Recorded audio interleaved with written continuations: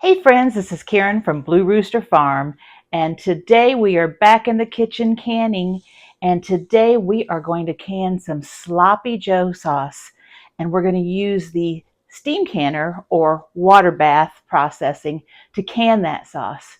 So if you want to learn how to do that, stick around.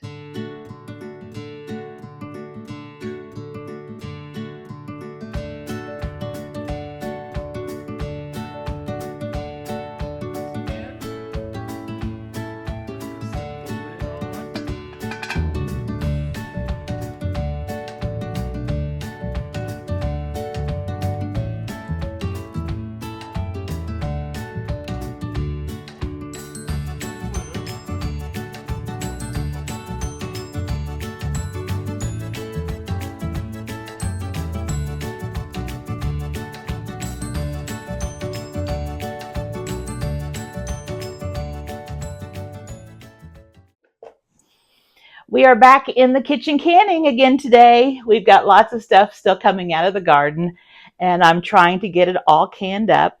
I hope to do some different recipes as soon as we get through the major garden harvest, some different desserts and maybe some main dishes and stuff. But right now, we are focused on the garden and getting everything preserved for the fall, winter, and spring. So what I've got here is all the ingredients that I'm going to need, or most of the ingredients that I'm going to need for our Sloppy Joe sauce. Now this we are going to be canning in a steam canner is what I use, or water bath. You can use the water bath method as well, which is basically the same thing. So you don't need to have a pressure canner. We're not putting meat in this. If you want a recipe for Sloppy Joe sauce with meat, you'll have to look that up, and that will be a pressure canned recipe. This one is just the sauce, and you fry up your ground beef, you add this to it, heat it through, and you've got Sloppy Joes. Now, you don't have to use this just for Sloppy Joes, and you'll see the types of ingredients here in just a second. But a lot of times I use this as just a basic sauce for a casserole. It doesn't have any like Italian seasonings or Mexican seasonings. It just has the tomatoes, peppers, and onions. And so it's a real basic tomato sauce, and you can flavor it up any way you want. So in casseroles, whatever the casserole is needing as far as the seasonings, you can throw this in and then season it Mexican style or Italian style, whichever way you want. I do rolled cabbage rolls a lot of times, and I'll pour this on it because I freeze my cabbage rolls in the spring when I have cabbage, and then we'll pull them out however many we need, and I'll pour Sloppy Joe sauce on top and bake them, and that tastes really good. There's other casseroles. You can throw this in soups where you don't want anything hot and spicy. You just need a nice base for your soup. But it's a nice all-around sauce, but it's a Sloppy Joe sauce too, so it's all pre-made and ready to go if you're needing a quick dinner. So what we're going to use for our recipe is, I've got most of it laid out here. The first thing we're going to need to do is we're going to need to chop up our peppers and our onions. Now I have I have sauce right here. The recipe says you can use canned tomato sauce. I have my own canned tomato sauce down in my pantry storage in the basement, but I don't want to open one of those cans when I've got all those fresh tomatoes outside and I'm trying to use those up. So yesterday I just took my tomatoes and I ran them through my KitchenAid screen. It's a pureer, strainer, juicer, and I got all the pulp and the juice and left behind most of the seeds. There's a few in there that got through. And then I cooked it down until it was thicker. And since these were Roma style tomatoes, it didn't take very long. And so I just quickly made my own sauce, and that's using up my tomatoes that I have in the garden right now, which is what I'm trying to do. So then I just measured out what I'm going to need for this recipe, and I have more that I think I'm going to use for probably a barbecue sauce or some other sauces. I think taco sauce is something I'm going to make, but I'm going to be using that too for those items. But today we're making sloppy joe sauce, and I'm going to need some of it for that. It also calls for some tomato paste. It says to use the canned, but I have my own canned tomato paste in the basement. But I'm not going to use that because I like that paste for our pizzas and stuff. This is something I need to use up, so I am glad to put this in to our sauce for sloppy joes. Now, what we're going to do is we're going to chop up pretty finely. Now, unless you like your chunks big for your sloppy joes, which if you do, you can chop them whichever size you want. I'm going to chop mine pretty finely, and I'm going to use this chopper that I usually use, and I think I've shared it a couple times on my videos. And it has 2 size grids. There's a small grid and a larger grid. I'm going to use the smaller grid because I'm going to have mine kind of melt into the sauce. But this larger grid would be perfect as well. If you like those chunks in there, that's fine. We are going to take the onions and the peppers, and we are going to put them in the oven, and we are going to, let's see how long, bake them at 375 for 20 minutes until the vegetables are very tender. So we're going to pre-cook those in the oven. And then we're going to bring them all back, and we're going to mix it up, and I'm going to show you how much we're going to need of everything. So the first thing I'm going to do is I'm going to chop these all up. I'll bring you back when I've got them chopped up and show you how I line my pan and how I put them on my pans. And then we'll bake those up, and then I'll bring you back and we'll combine everything and finish this recipe. So I will see you in just a minute. My vegetables are all chopped up, and I'm just checking over my recipe. First of all, this is a ball recipe, and you can find it at their site. I'm going to leave a link to the recipe in the description notes below, so you can find it below the video. If you don't know where that is, underneath the video, there's a little button that says more. Just click on more, and then you'll get more information about the video. And then it'll also have the link for this recipe. It is an approved recipe. One thing about water bath canning and steam canning, you need to follow the directions very carefully. I'm the type of cook that likes to throw a little of this and a little of that in, but when you're water bath or steam canning, you can't do that because you need to make sure that your acidity is the correct level. If you don't have enough acidity, your product in your jar is going to go bad and it will perish and you won't be able to eat it. It could also have some bad bacteria in there that you can't tell when you open it, and it would make you sick ingesting it. So when you are following a recipe for water bath or steam canning, be sure you know the vegetables that you're putting in, which ones are high acid, which ones are not, and to make sure you don't add more of the non-acid vegetables. So in this recipe, the acidity is going to come from our tomato sauce, it's going to come from our tomato paste, and it's going to come from our apple cider vinegar. The peppers and the onions are not acidic. And so when you add these, you're hoping, and according to the tests, all of these other things are acidic enough to help these be preserved. So don't go and add more green pepper. Don't go and add more onions because it will throw that off balance. I am making a double batch. You know, I usually do that with the canning recipes because if you're going to make a single batch and you've got all the ingredients, you might as well make a double. So I'm making a double, but I will give you both measurements for the single, the one that I will share with you in the link below, and the one that I'm making. You can double the recipes, triple the recipes, as long as you keep the ingredients in the same ratio. That's not a problem. It's just that you can't add more of something and um, more of a non-acidic vegetable and think your recipe is going to be safe, because it might not be. So the first thing I did was I lined my baking pans with aluminum foil, and I sprayed them with a little bit of pan spray, and that's what the directions say. And then what we're going to do is we are going to put our onions and pepper mixture out on these 2 sheets, and we are going to stick them in a 375-degree oven and let them cook for, I believe, 30 minutes, no, 20 minutes, or until vegetables are very tender and beginning to brown, okay?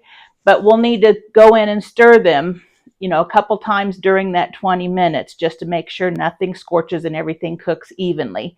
And what this is doing, it is softening up your vegetables and cooking them down and making that flavor so that it will go into your recipe and taste really good. So I'm going to use, oh, and the other thing, okay, so the amount of peppers and onions, let me tell you that. So for a single recipe, it calls for 3 cups of chopped green bell peppers, 3 cups of chopped red bell peppers.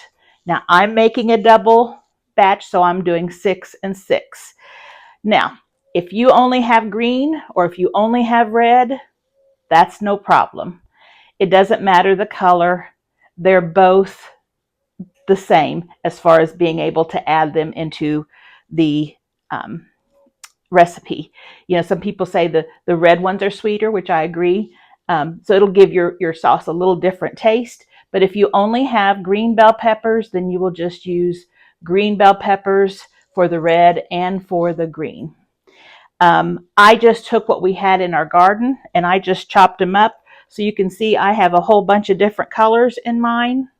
I think they're pretty well half and half, but I wasn't worried about that.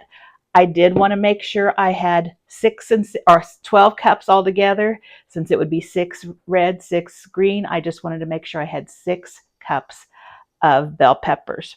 Now, if I didn't have quite enough bell peppers, that would be okay, because you're not putting in as much and the acidity will still be high. You don't want to add more. Okay, so I'm just going to take these peppers, and I think this one's a little bit bigger, so let's put the peppers on this sheet. And I am going to, now you can mix these up and put them with the onions and the peppers together. That's fine. In fact, I'll probably do that with my other peppers, because otherwise it will be too much.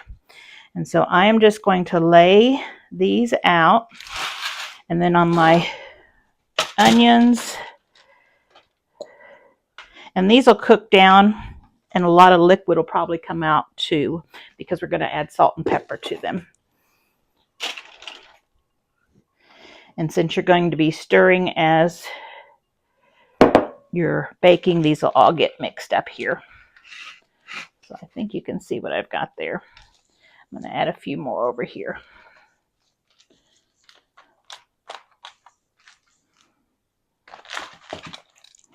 And the aluminum foil just keeps your pans from getting all burnt on. You can just throw this aluminum foil away.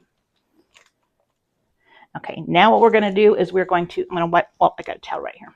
We are going to add, if you're making a single batch, you're going to have 4 teaspoons of salt and 2 teaspoons of ground black pepper. Since I've got a double batch, I'm going to be doing 8 teaspoons of salt and 4 teaspoons of ground black pepper. So let's see, 8 teaspoons would be the same as 2 tablespoons and 2 teaspoons. And I'm using canning salt. If you don't have canning salt, you can use regular salt for this. I just like to use canning salt anytime I can. Or I use kosher or pink Himalayan. So we got 1. I'm just sprinkling it evenly. 1.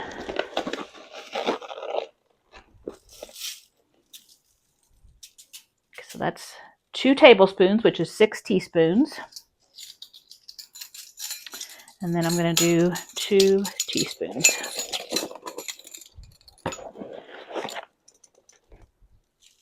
And all of this is going to end up being mixed together in the end, so you don't have to worry too much about it being divided perfectly evenly. Okay. And then I think I said 2 teaspoons for a single batch, so I'm going to add 4 teaspoons, which is a tablespoon and a teaspoon. If you did not know, 3 teaspoons equals 1 tablespoon.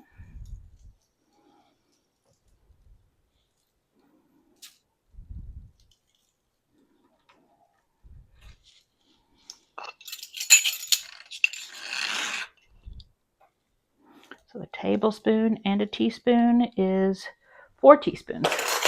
All right, so I'm going to give it just a little stir.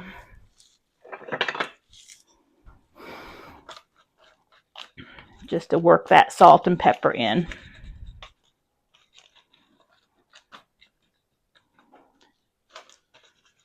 I'm going to stick this in the oven, and I'm going to put the timer on for about 7 minutes. And at 7 minutes, I'm going to check it and give it a stir. And then just see how quickly it's cooking. And I'll be giving it several stirs in that 20 minutes. Now, my oven doesn't cook quite as hot as some ovens, so I might be going a little over 20 minutes to get them to the consistency they need to be. It said again to have them be, grab my recipe here. It said they should be very tender and beginning to brown, okay? So if your oven is different, you might need to cook them longer or shorter. So I'm going to put these in the oven, and then I'll come right back. The veggies are all cooked, and they're nice and soft. I did bump my temperature up the last 10 minutes to 425 because I could tell that they weren't going to get done, and I did have to cook them for about 5 or 10 minutes longer. So depending on your oven, and my trays were pretty full too, so that makes a difference. But depending on your oven, it may take longer than 20 minutes. But as you can see, the onions are translucent. They're nice and moist. A little juice is on the bottom. Same with my peppers. Let me see if I can hold these up for you. There they are, nice and tender. A little juice on the bottom.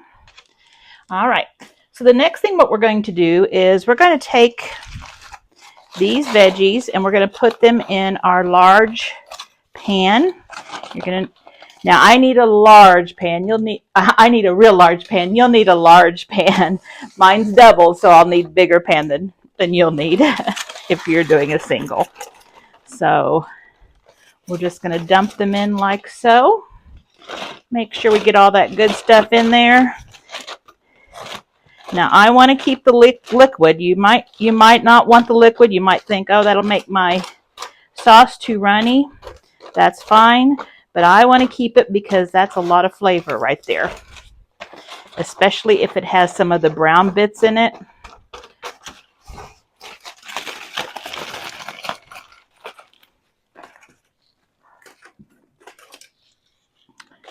Do the same with this pan.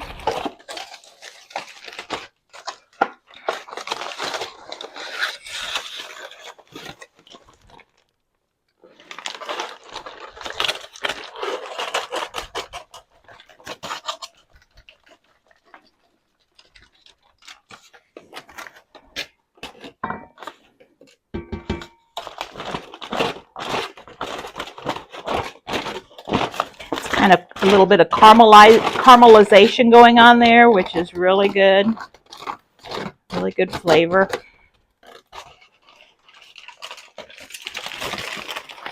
Okay. And really, there's not a whole lot of liquid on mine. Set those aside now. There's just a little bit down there. The next step is to add the tomato paste, and then you were going to cook it so that that the liquid that's in your peppers and your onions gets absorbed. So you were supposed to cook it for like 5 minutes with the tomato paste so it thickens up, but mine's not going to need that. It's already thickened up enough inside there, and this is just going to make it thicker. So you're going to need one can of tomato paste, and these are 6 ounces. I'm doing a double batch, so I'm putting in 2. Again, if you have your own tomato paste on your shelf, that is fine. I could have cooked down tomatoes yesterday and made tomato paste, but I'm not ready for that yet. I want to get more tomatoes and be at the very end of our season before I start doing paste. If I end up doing paste, I want to get everything else made first.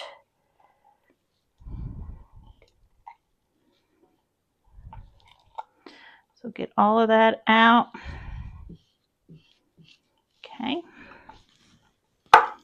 And then we're going to stir that around. And like I said, it's not watery. The tomato paste is kind of breaking down in the vegetables, but it is very thick still. So we're not going to need to cook this. We'll cook the whole thing, but it just said to cook your onions and peppers with the tomato paste for 5 minutes to thicken it up. But ours definitely does not need that.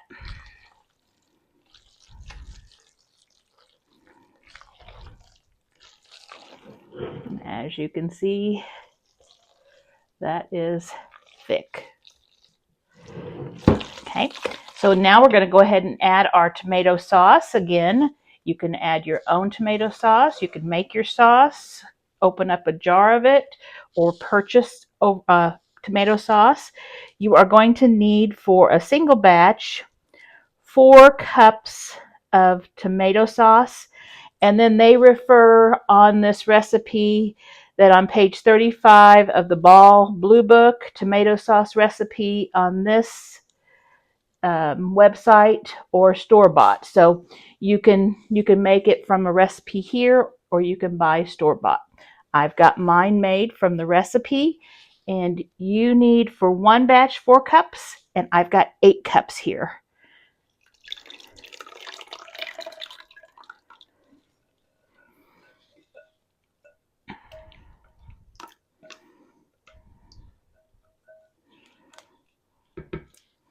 Okay. Give that a little stir.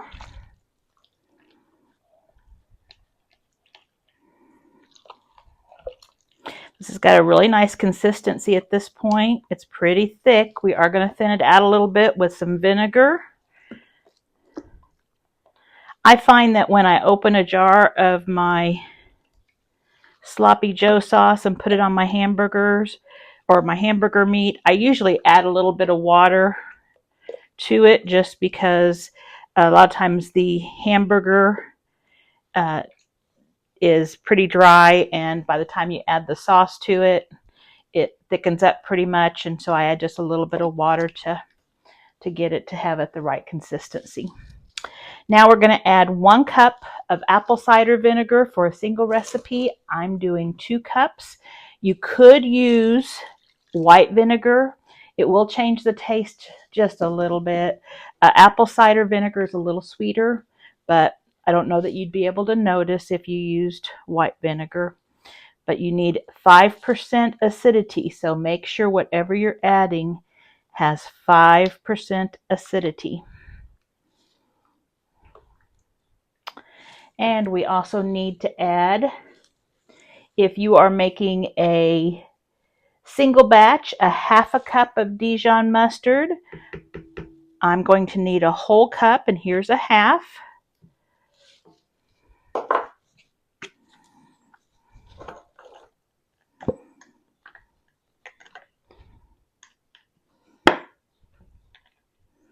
And one of these is not quite a whole cup.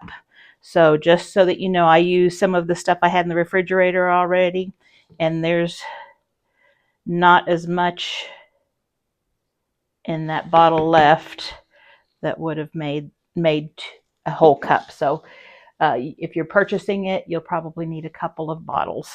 If you're making a double batch, if you're making a single batch, you're good.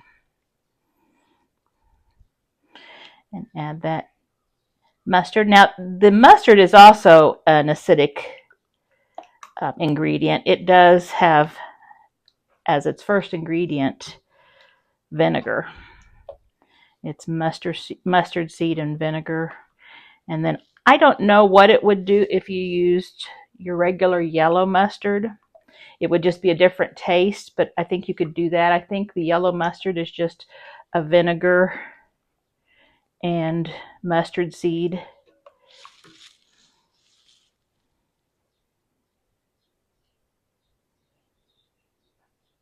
I'm not sure what makes this more of a creamy. I don't know. So we got that all stirred in, and I think we've got everything. Let me just check.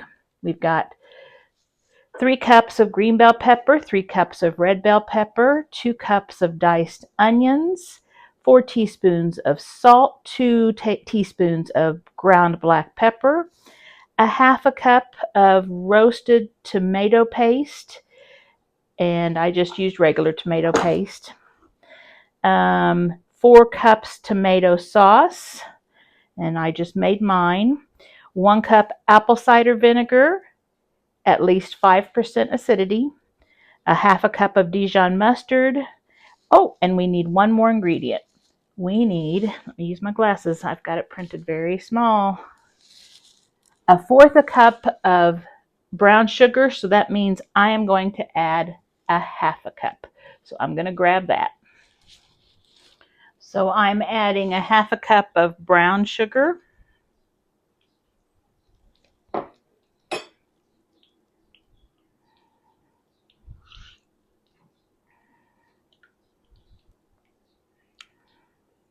And just get that all stirred up. Okay, so now what we need to do is we need to get this heated up for our jars. And so we're going to put it on the stove and we're going to bring it to a boil. And then we are going to keep the lid off and simmer it for about 5 minutes after it's come to a boil. We do need to stir it constantly so it doesn't stick. And what we're doing is we're just heating it thoroughly so that it'll go into our jars hot. So I'm going to get this hot. And as it's getting hot, I'm going to get my jars all laid out. You do not have to have sterilized jars or lids for this recipe. It will be water bath or steam canned for 20 minutes. Anything you steam, can, or water bath over 10 minutes does not have to have sterilized jars or lids. If it's less than 10 minutes, you need to sterilize them. This will not. So I'm going to lay out my jars. I'm going to get everything ready so that when we come back, we'll be ready to put it in jars. I'll be right back.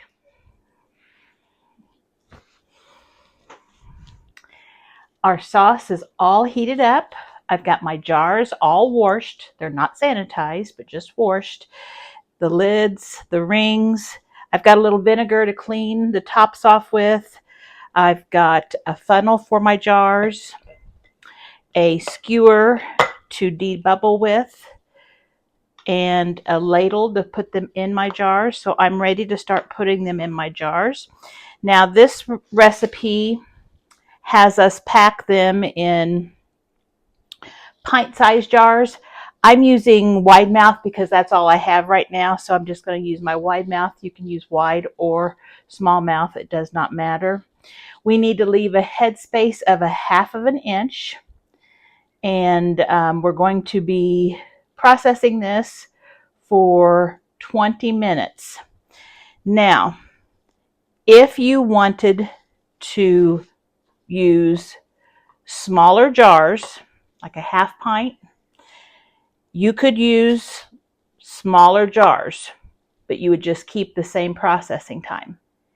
If you were wanting to can larger jars, like a quart, there is no time that they've tested for it, and so they don't recommend that you go larger because there's no time. You don't just double the time.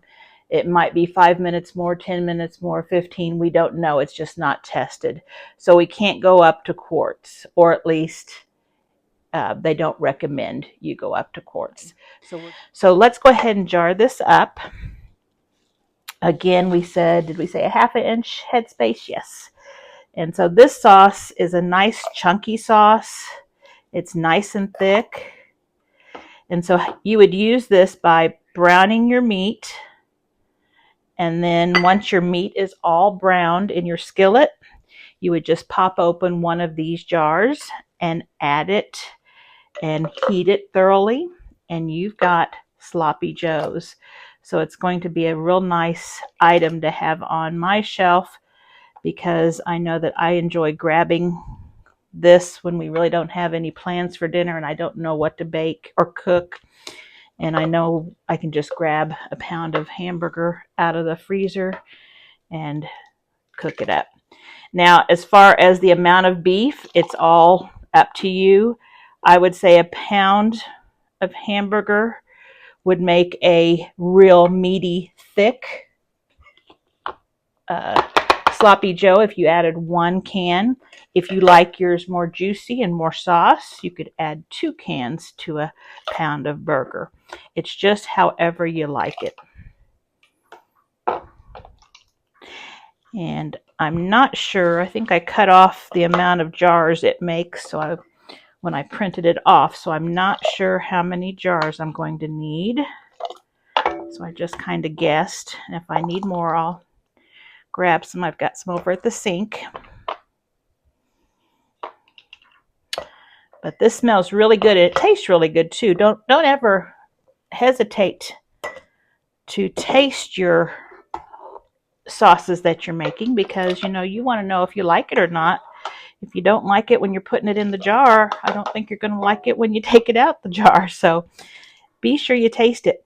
And if you wanted to add dried herbs or any other spices, you could definitely do that without affecting the canning.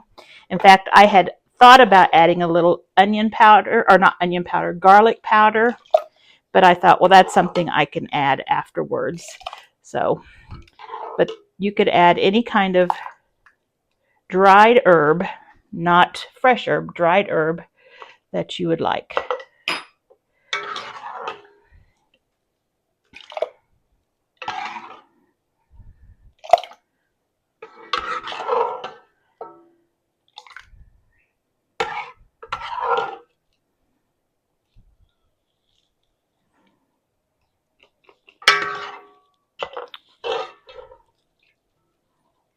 I think I may be 1 jar short. I'll have to grab 1 jar. And I'm not even sure if I will be able to fill a whole. I think I will. I think I'll be able to fill a second jar after this one.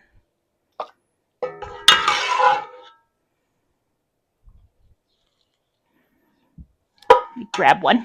And I don't think I said, but when you are heating up your sloppy joe sauce, when you're down to your 5 minutes of boiling, go ahead and get your hot water bath going, because that's going to take a little bit of time to heat up. So be sure you get that heating and going.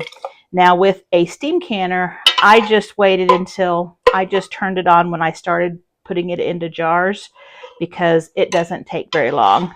In fact, I hear it over there kind of letting out some steam, so I think it's probably ready to go.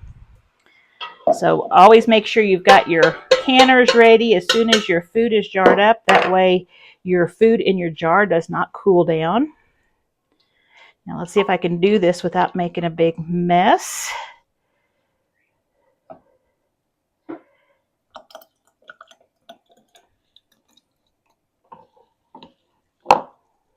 Still got a couple of tablespoons, or about 1/4 of a cup in there. Let's see if I need to top any of my jars off.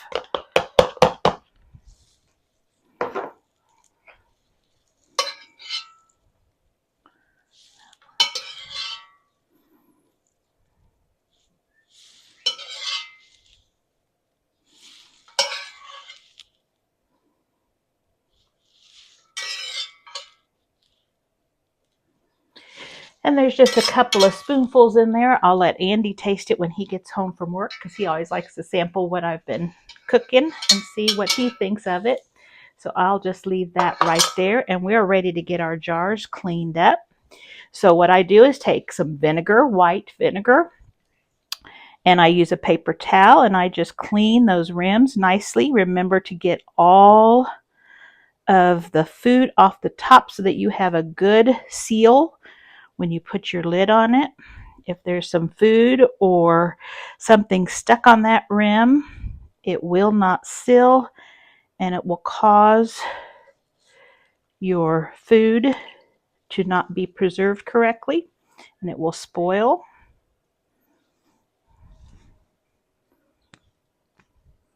I think I was pretty neat this time. A lot of times I get kind of messy. I think this is a nice thick sauce and it didn't drip all over the place. I'm usually pretty messy cook. I think it's because I tend to multitask while I'm cooking. So, all right, that looks good. This one right here may have just a little bit too much.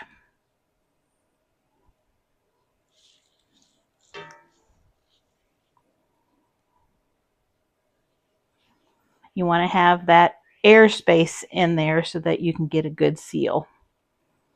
But you don't want too much of an airspace because it won't form a good seal either.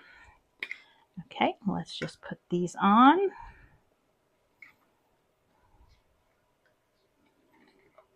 And it looks like I'm coming up with 10 quarts. That means it's about, 10 pints. It looks like it's going to be about 5 pints for a single batch. So let's go ahead and get these on. And remember, your rims go fingertip tight. Don't wrench them down with your full force, but you do need them to be firmly on there. If you get them too tight, your lid will buckle because the air can't escape, and that will not seal correctly. And it could also cause your jar to break because of the pressure. And if your band is not in good shape, warped or something, don't use it, throw it away. Oops. And this one, a lot of times I will put it on and then back off and then try it again, and that looks like it's okay now. Sometimes as they get a little older, they get a little rougher inside, and so I try to replace those. All right, so I just need to check. I've got a smallmouth that I replaced for my last one, and so I need to get a smallmouth lid. But I'm going to go ahead and put these on my steam canner, and I'll bring you over to show you what I've got. Okay, here's my steam canner, and it's very hot right now, so I'm going to very carefully, with my pan facing away from me, open it up, and you can see that it boiled up quickly. I am also going to throw my vinegar that I had left over into the water so that it will keep my jars clean. Now, after I turned the camera off a while ago, I realized I did not debubble my jars. So guess what I got to do? I got to open them all back up, debubble them, and clean the rims and put the lids back on. So they are debubbled. I don't know that it really would have made a difference because this is a pretty smooth sauce. I didn't see air bubbles when I was debubbling, but just in case. So I'm going to get, I don't know if I'm going to get 9. I think I'm going to get 8. I'm going to get 8 in here, and I'm canning some other things today too. So I'm going to put the other 2 jars that I have left with the other things because they also require 20 minutes. So I am getting that on. This is a fruit saver, and what we're doing is, and you can see this is really hot already. This red dial right here needs to get for my area to this dark green line right here. That is my elevation. So when this comes to this line, let me see if I can see it right there, I will start timing 20 minutes. Okay. Then after 20 minutes, what I'm going to do is just turn it off, let it set for about 10 minutes. I will probably cock the lid just a little bit, not much, or at least wait about 5 minutes and then cock the lid just a little bit. That way it can come down to the air temperature and get adjusted before it is opened all the way. That sometimes causes the liquid to come out of your jars, and so I'm going to try to avoid that. This should be pretty good. Usually I don't have as much siphoning with water bath canning, so hopefully, or steam canning, so hopefully this will be good too, just like that. I will bring you back when I pull them out of the canner. So after the processing time was complete, I turned my flame off. I set my timer for 10 minutes and let them set to acclimate to the temperatures a bit. And now I've taken the lid off very carefully because there's a lot of steam under there still. And it looks like they are looking wonderful. I do not see any sauce on the tray, so it looks like they did not siphon, which is wonderful. And the lids are starting to pop just a little bit, so that is a good sign. So I'm going to take these off and put them on my counter on a mat, and we are good with Sloppy Joe sauce. If you like what you're seeing here, please subscribe. Also, don't hesitate to like, share, and comment if you have any questions. I really appreciate you watching. Hope you have a wonderful week and hope I see you next time. Bye-bye.